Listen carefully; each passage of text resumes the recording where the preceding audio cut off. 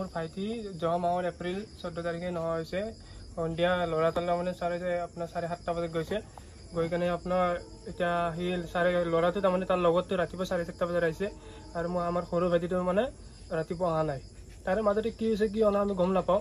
এতিয়া তাৰমানে আমাৰ সৰু ভাইটি বহুত দৰকাৰ, আমাৰ সৰু ভাইটিক লাগি তেনেকৈ নহওক। আমাৰ ভয় মানে এতিয়া আমাৰ সন্ধানটো মানে অলপ বেয়াকৈ আহি আছে, কিন্তু আমাৰ একচুৱেলি আমি এতিয়া কি কৰিম আৰু উপায় নাই। এতিয়া আমি যাব পৰা নাই, পইচাৰ কাৰণে টান হৈ আছে। এতিয়া অলপমান কোনোবা যদি অলপ সহায় চহায় কৰে আমিতো যাব পাৰোঁ। আৰু ইয়াত থানাতে গৈছোঁ, আমি থানাতে মানে এজাহাৰখন লেখা নাই। এতিয়া সৰুকৈ এটা মেছেজ এটা পঠাইছে হায়দৰাবাদ পুলিচ ষ্টেচনত। এতিয়া তাৰে কাৰণে আমি চেষ্টা কৰি আছোঁ, কিন্তু এতিয়া আমি তাতে বাহিৰত হায়দৰাবাদ পুলিচে তাৰেও মাতিছে, তাতে যোৱাৰ কাৰণে চেষ্টা কৰি আছোঁ। সিহঁতে পাৰ্কত ফুৰিব যাম বুলি কৈ পেলাই গধূলা ফুৰিব গেছি 8:30 যাই পেলাই মোৰ ল'ৰাটো নাই, জোনাই গুচি আহিছে 4টা বজাত উঠি পেলাই টোপনি মাৰি থকা বুলি কৈছে। সি কৈছে কি মই নাজানো ক'ত গ'ল। মই এতিয়া নিজে গুচি আহিলোঁ কোম্পানীত আহা বুলি কৈ পেলাই।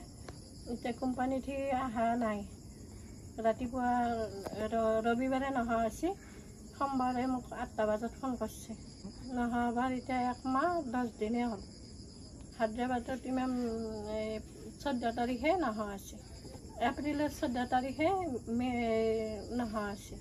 আমি এতিয়া বাহিৰৰ হায়দৰাবাদৰ থানাৰ পৰা পুলিচে মাতিছে আমাক, এতিয়া যাব পৰা নাই পইচাৰ কাৰণে।